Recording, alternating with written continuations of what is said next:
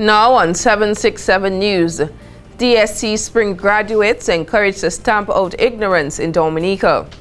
Fire victim succumbs to his injuries, and over $200,000 agreement signed for improvement of Soufriere playing field.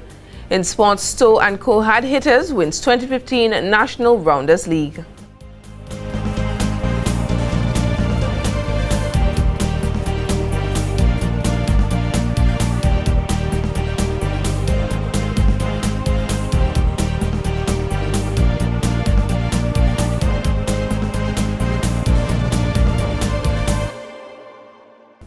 Welcome to a new week of 767 News. I'm your host, Alicia George.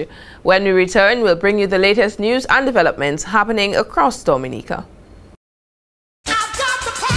Let's see how easy it is to play Powerball and win. Simply select 4 numbers from 1 to 30 and a Power Pick number from 1 to 5, and that's it. You have just selected your winning numbers for Powerball, or just get a quick pick and let the machine select your lucky numbers for you. Remember, Powerball is drawn every Wednesday and Saturday from 9 p.m. Powerball from the Dominica National Lottery.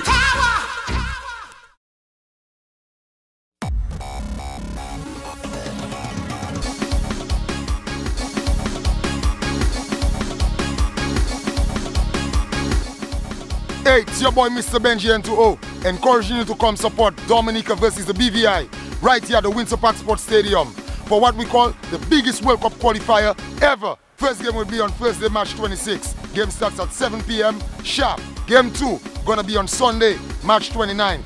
Game starts at 5 p.m. Admission $15 for adults and $5 for children under 12. You can't afford to miss this. Come support the Nature Island boys. Mr. Benji said so.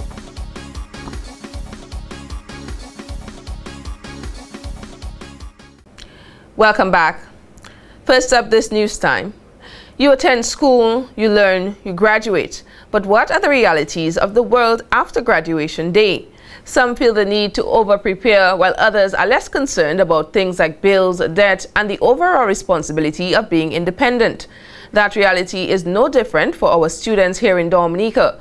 And for that reason, President of the Dominica State College, DSC, Dr. Donald Peters, has urged the graduating class of the DSC's 12th Commencement Spring Edition ceremony to let ending ignorance in Dominica be one of their major objectives. If you can help build a Dominica where people celebrate each other's accomplishment and not celebrate when they have misfortunes, where they take time to criticize in order to help. If you can do that, you will have done well. Your education, my dear graduates, will help you meet those challenges head on, and then allow you to develop the skills that will help you to help our people become less ignorant and help them live together without putting down each other. That will help us respect each other, appreciate each other's contribution to our society, and above all, reach out a hand to each other to help us succeed. Dr. Peters told the graduates that if they are able to bring harmony and integration into Dominica and throughout the world, they would have used their education wisely. The DSC president said to the graduating class that they are the most educated generation in the history of Dominica, forming part of 12% of college graduates on the island. But you need to begin a fight to end poverty with your degree, or degrees you will get in the future. Help stamp out ignorance from our society. Help our country deal with global climate change. Help our people understand that the key to economic prosperity is for hard work, not dependency. And you should never give up, even though sometimes you may feel yourself discouraged. There should be no room for cynicism in your young mind or in this young country. We all need to be optimistic, because our country has a lot going for it. Meanwhile, Brian Mead, outgoing chairman of the DSC Board of Governors, advised the graduates to be steady upon their course to fulfill their dreams, despite the challenges and obstacles which will inevitably present themselves. Mead left the audience with one more piece of advice, and that is to travel while you are young. This is a new day for the rest of your life. And as you journey through life, my advice to you is to make use of any opportunity available to you to travel. Yes, my dear graduates, travel while you're young and able. there's a whole new world out there waiting for you. You will experience different cultures, lifestyles, and ways of doing business. You will learn that time is a precious commodity. In other stories, 44 days after being set ablaze, Roseau resident Davidson Baby Daisy on Sunday, March 22nd, succumbed to his injuries. On Saturday, February 7th, Daisy, who was asleep in an abandoned home near the Roseau Seventh-day Adventist Church in Portersville, was set ablaze by an individual he allegedly owed $30 following drugs purchased on February 6th. Since the incident, which occurred at about 9 a.m. that day, Daisy has been a patient at the intensive care unit of the Princess Margaret Hospital. Police Public Relations Officer ASP Claude Wicks said Daisy suffered serious burns to his face, legs and upper body. That matter is being investigated. We are doing our investigations. There's a subject of interest that has since been interviewed. We are continuing our investigations, but at the present time, at the juncture where we've arrived, we've not yet made any formal charge or arrest in this matter. ASP Wicks said Daisy's tongue was severely burnt by the fire, which significantly affected his communication skills in disseminating information on the incident during the police investigation. However, family members and close friends of Daisy are crying foul on the police force for what they deemed a lack of attention paid to the matter. One family member who made daily trips to the hospital checking on Daisy's condition said she's of the view that the police were not treating what she regards as attempted murder seriously. She noted although Daisy would be viewed as less fortunate or a vagrant, he is still a human being and the incident should have been given priority, seeing that there was an eyewitness. What I can say is that the family has to be concerned, like everybody else. It's a very serious injury, and the message here is that you need evidence to go before the courts. You can't go to the courts without evidence, with things that are frivolous and tenuous. You need substantial evidence so that, because it's a prosecution to prove its case beyond a reasonable doubt, and that the criminal investigators will do to ensure that they get it, and whoever is responsible definitely will be taken to the court. ASP Wicks said the police is doing all within their powers to thoroughly investigate the matter. A contract has been signed for the construction of 155 meters of concrete box drains on the southern side of the Soufriere playing field, also known as the Brooklyn playing field. The project is valued at $234,602.99 and is expected to be completed within 10 weeks. Honorable Ian Peanut, Minister of Public Works and Ports, said the rehabilitation of the playing field was long in coming after years of storms which destroyed the sporting area.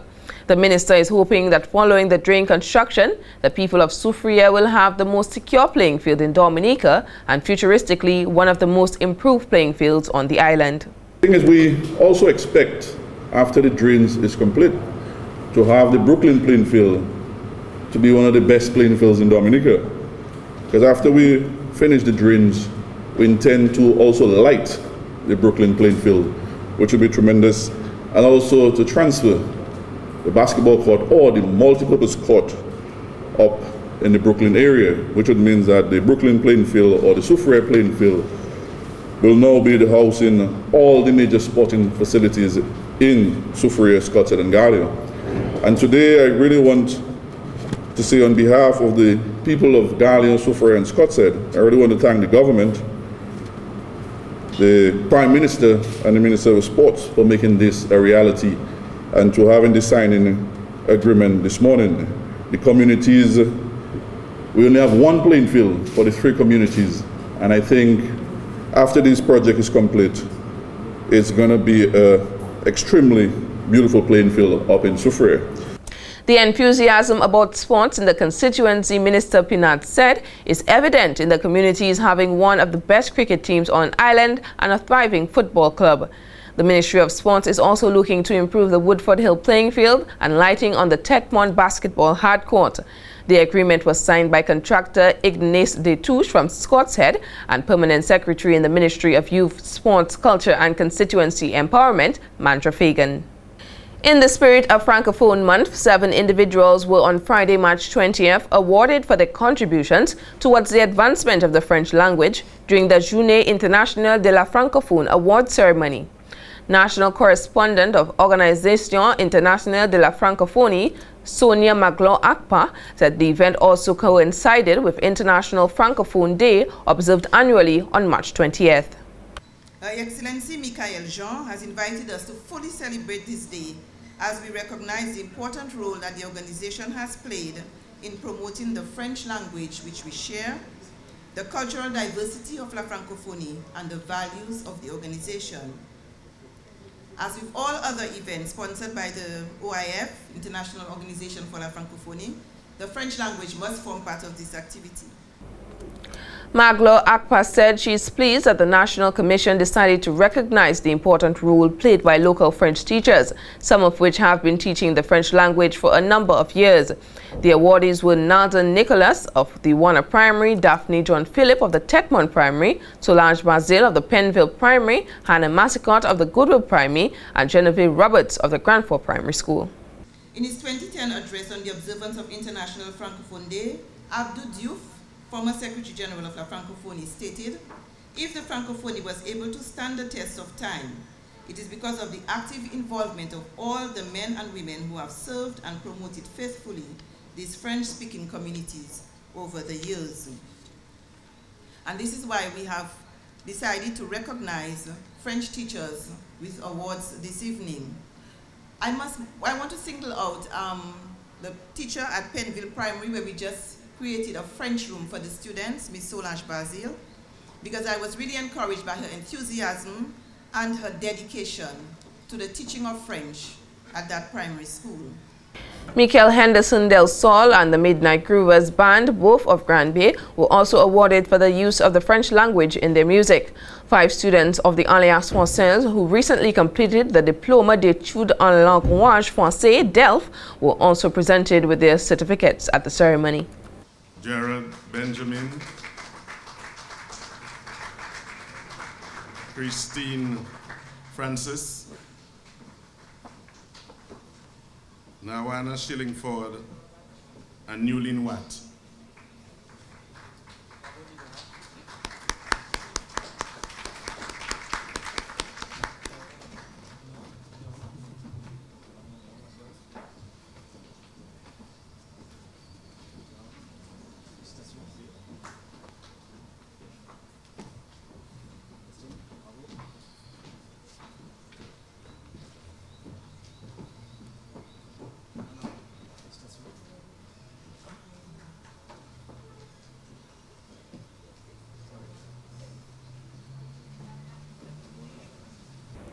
Sports Minister encouraged that improvement of sporting facilities can help curb NCDs, and the Waste Haulers Workshop addresses safety guidelines. More details on these and other stories when 767 News returns.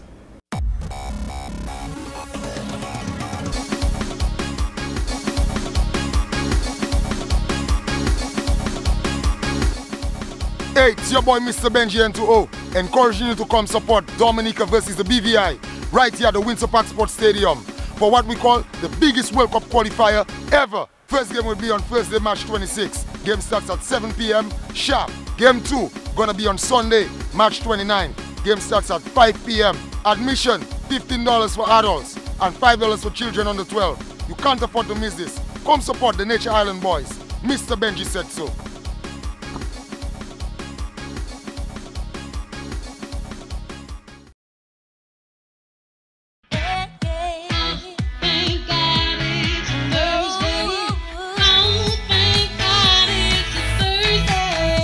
Count your Thursdays and win up to $24,000 in cash. For every $9 spent on Big 4, you get a raffle ticket to enter our weekly draws to win $4,000 cash every Thursday for 6 weeks. The more you spend, the more tickets you get, the better your chances of winning every Thursday. That's $24,000 in cash. So play Big 4, count your Thursdays and win up to $24,000 in cash. Only from the Dominica National Lottery.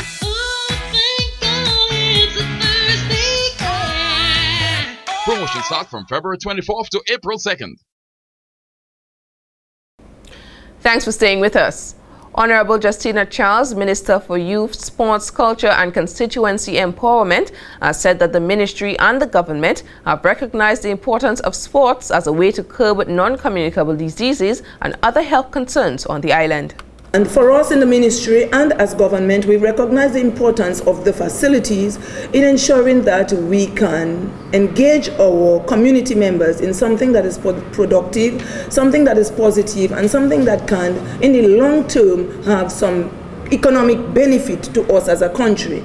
We recognize the impact of obesity, the impact of deviant behavior on our society, and so if we can engage our community and young people in sporting activities, we are hoping that this can bring some change to some of the things that we see happening in our society. Minister Charles confirmed the completion of a review by the Sports Division on the status of all playing facilities across the island in an effort to guide the ministry in making necessary improvements. The Sports Division has completed its review of the status of all playing facilities across the island. And this is in an effort to guide us as to how we move forward in the ministry. So we will be looking at the hard court and the various playing fields, what is to be done, and where we need to add more of those facilities. But we must understand and appreciate this has to be an incremental thing. All of it cannot be done at one time. So not because I mentioned it, I know we're going to have more demands being made, but definitely the ministry will sit and look to see, we'll look at the whole demographic and see which ones should be given priority so as we move forward. So definitely we will be seeing that. The Honorable Minister said the government is encouraging community sporting and is hosting members of the Solaris Company in Barbados who are expected to visit Dominica this week to assess playing facilities across the island, paying special attention to lighting of sports facilities. Over the next few days this week, they will be moving around and visiting some of those facilities to develop the plan for lighting of some of those facilities. So definitely it means we are moving forward. And the reason for all of that is to ensure that we can engage people not during the day but also in the evenings, because we know most times during the day people are very busy and at work and probably find excuse to say that they do not have time to engage in physical activities. So we are trying to address that and encourage people to engage themselves in activities in the afternoons and in the evenings. And so we want to see an increase in community sports, not just within the schools, the primary schools, while we want to encourage the primary schools, encourage secondary school, but we want to see our adults engaged in some of those physical activities so that that in itself can help to curb and reduce the number of chronic non-communicable diseases that we see is on the rise in our country and in the region and in the world. Minister Charles said as a government, they have recognized the influence of sports on the nation and will continue investing in sports and sports infrastructure on the island. In other stories, the Dominica Solid Waste Management Corporation, DSWMC, on Monday hosted a workshop for individuals involved in the business of transporting waste for disposal, commonly referred to as waste haulers. Public Relations Officer of the DSWMC, Geno Jacob, said the workshop was very important as the corporation saw the need to raise awareness on the guidelines and steps involved in waste disposal. So when you decide to haul waste as a business, you need a license, and there are reasons for that. And you come to the Dominica Solid Waste Management Corporation, and the corporation has a form which you fill out with your information, and we send that form, that information, to the village council. You might be from Maho, we take it to the Maho Village Council, Granby to the Granby Village Council, because it is enshrined in the Solid Waste Management Act, a scheduled agency, and the scheduled agency is a local government authority. And your village council is part of the local, an arm of the local government authority. So they say, well, I know Mr. Alfonso, and he's a good driver, he's of good conduct, so the chairman of the council places his or her, or the chairperson, his or her signature on that form. You take that form into the minister, and the minister okays it, and then you have your ID. Jacob said waste haulers must be aware that there are requirements for the management of waste during transportation to ensure the coverage of waste in the vehicle at all times. He said this is important to ensure waste cannot fall out of, be blown out of, or otherwise escape from the vehicle, except when deliberately depositing at a waste management facility to accept the waste. Those waste haulers who have had long-standing with solid waste, who have been carrying garbage for a long time, they can find it fit within themselves to maybe order come back the truck. Because that truck that which you're using, the tipper truck, is not the right truck. You have your men lifting bags of garbage, right? Which has leachate, and leachate is the corrosive water, liquid coming from garbage. And in Dominica we have now microclimates, right? You place something out in your pool bell, 8 o'clock, by the time you reach in 12 o'clock it smells. We know that, right? When your men lift those bags or those pool bells onto a tipper truck, that weight is above their head. That leachate or liquid comes down on them. They have their children, they have their girlfriend, they have their wives, they have their family, they have their health concerns about. Jacob said the waste haulers must also invest in the appropriate clothing, which will protect them from diseases and other hazards while on duty. He said each waste hauler's vehicle must be in good working condition, hence the importance of maintenance. The DSWMC PRO said waste haulers must not accept to transport chemicals under any circumstances, as this is solely the job of the corporation. It's true, sometimes the company doesn't say, well, only drums, we have 2 drums alone to transport away, and I say, boy, I lose the money because they make an easy $200 or $300. But remember that if that spills in the environment, the Solid Waste Management Act, the laws of Dominica can hold you guilty, and the penalties are stiff. You don't have to pay $50,000 for this, and plus be responsible for cleaning the environment. How can I clean the environment? How are you going to clean the environment? Do you have the tools to do that? So that workshop is just a taste. Solid waste and environmental health must come together again with the insurance company to look at guidelines and also to provide further training for you in how to manage spills in the environment. Jacob added the waste haulers must not put money over following the proper guidelines, as there are laws enshrined in the Solid Waste Management Act No. 1 of 2002, which can hold them accountable for any wrongdoing. And preschoolers from the Emerald Preschool out of Tebow received a treat from Digicel Play today. The students, accompanied by their parents and teachers, were given a tour of the customer service area where bill payments and customer issues are dealt with. Good day. Today we are visiting the offices of Digicel Play, the students of the Emerald Preschool. Good morning, everyone. Good morning, Digicel Play. Okay, so today I will be giving you guys a tour of our building. Okay, this is the customer care area. So anytime you guys call, this is the agents that you will be speaking to. If your mommy comes to pay a bill, she will be going on this side. Parents come to pay, you guys they'll be making the payments here with our cashiers. Okay? We also have TV service. I know that everybody have a TV at home and watches cartoon at home. What cartoon do you guys watch at home? Mickey Mouse? Oh, well, right now we have some amazing channels, and I know we have Discovery Kids that plays Peppa Pig. Has anybody looked at Peppa Pig? Do you guys love Peppa Pig, watching Peppa Pig? Oh. They also got a chance to see the media production room where the news is recorded on a daily basis, as well as some quick instructions on camera use. And then you're going to see everything what's happening there. See? Everybody seeing? Yes. Okay. So if you put it on this guy. Seeing him? Yeah. Like that's basically. Thank you. After the tour was over, the students gathered downstairs where their principal received a small donation of Digicel Play branded water bottles and portfolios. On behalf of Digicel Play, I would like to offer Catherine, the principal of the Emerald Preschool, these tokens from us here at Digicel. There you go. Thank you. You're most welcome. And that's it for local news tonight. The latest in sports news is coming up next with Larry, so stay tuned.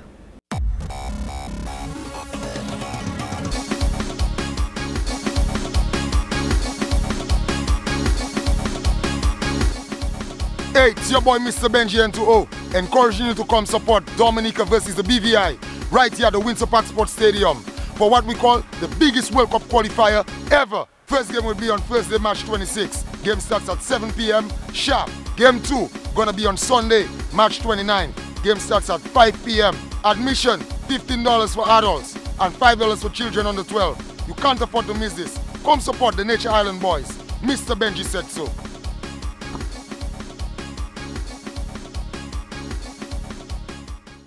Good evening and welcome to 767 Sports. In tonight's coverage, we begin with football.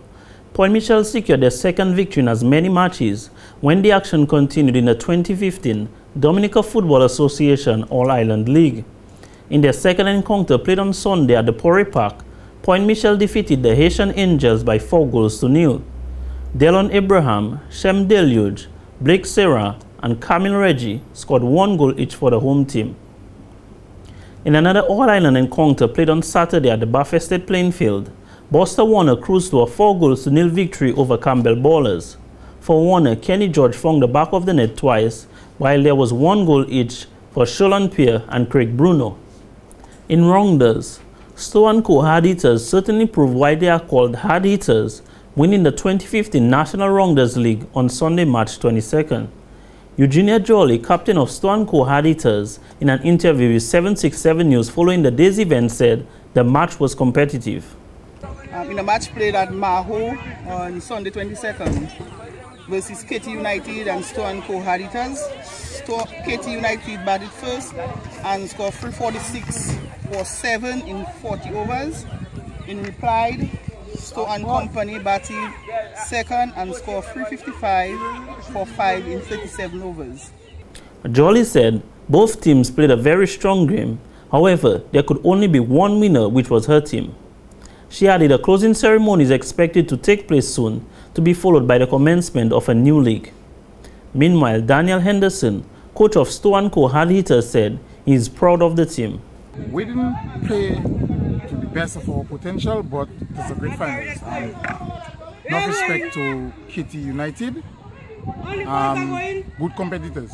But at the end, we show why our name is Hard Hitters. We went and we scored the 346 that KT put on the board. We ended up champions. Henderson said although they did not train like they regularly do, it did not fully affect the team's performance in the final game. He added they will soon begin practicing for the new league as they aspire to be unbeatable. And in cricket, re-elected president of the West Indies Cricket Board, WICB, Dave Cameron says the West Indies' upcoming Test series against England and Australia in the Caribbean will be played on better pitches. The matches to be played in Antigua, Grenada, Barbados, Dominica and Jamaica will bowl off in less than a month, starting with the Windies free match series against England. Cameron said the WICB is promising better looking pitches for the next 5 games, and the regional curator Ken Crafton has been visiting some venues and pitches, which has been a point of constant discussion around the region. He added that Crafton has gone to at least 7 venues and has since then been focusing on 5 venues that will be hosting test matches this year. The Sir Vivian Richards Stadium in Antigua is scheduled to stage the first test between England from April 13th, the Grenada National Stadium the second from April 21st, while the third start May 1st at the Barbados Kensington Oval. The 2-game Australian series in the meantime is set to get underway on June 5th at the Windsor Park Stadium in Dominica, before closing out on June 13th at Sabina Park in Kingston, Jamaica.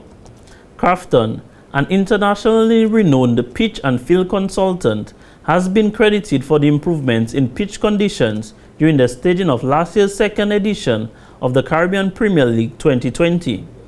And that's it for tonight's sportscast. Tune in again tomorrow for more sports news.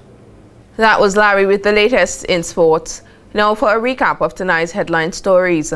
DSC Spring graduates encouraged to stamp out ignorance in Dominica. Fire victim succumbs to his injuries.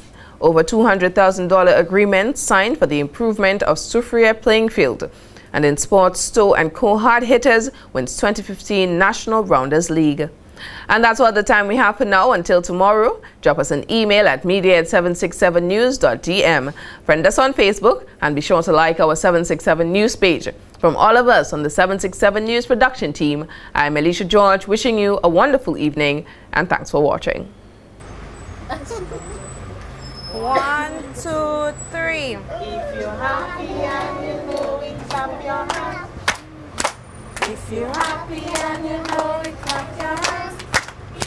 If you're happy and you know it, and you really get to show it. If you're happy and you know it, clap your hands. If you're happy